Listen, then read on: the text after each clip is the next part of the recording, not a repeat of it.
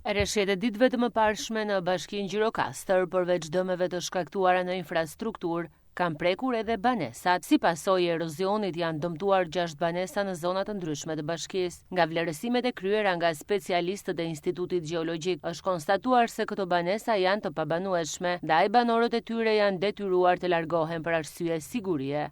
Erozioni ka qenë aq i madh në kodrat dhe në faqet e shpatët e maleve, kur dëmet në disa banese kanë qenë strukturore.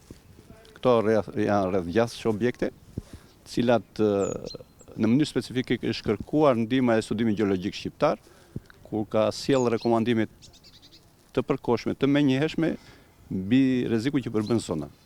Për këtë qëllim janë hartuar procedurë e konstatimin nga grupi i emergjencave civile, bazuar në relacionin e Shërbimit Gjeologjik Shqiptar, dhe ishte bërë njoftimi personave të cilët posedojnë pronën për të lënë banesën. Njoftimi është zyrtar për të shpëtuar jetën e këtyre banorëve dhe për ta normalizuar atë në ambiente ku bashkia i afron këto. Aktualisht për familjet e prekura është plotësuar formulari vlerësimit të dëmeve dhe atyre ju është ofruar ndihma e nevojshme nga strukturat përkatëse.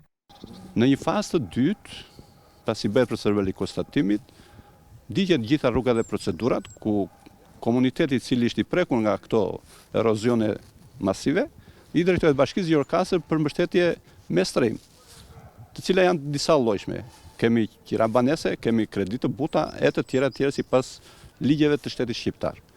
Shikohen kushtet, të cilat përcaktohen nga zyrat përkatëse dhe vazhdon ecësia e procesit deri në zgjedhjen përfundimtare të njerëzve të cilët janë krijuar këto dëme.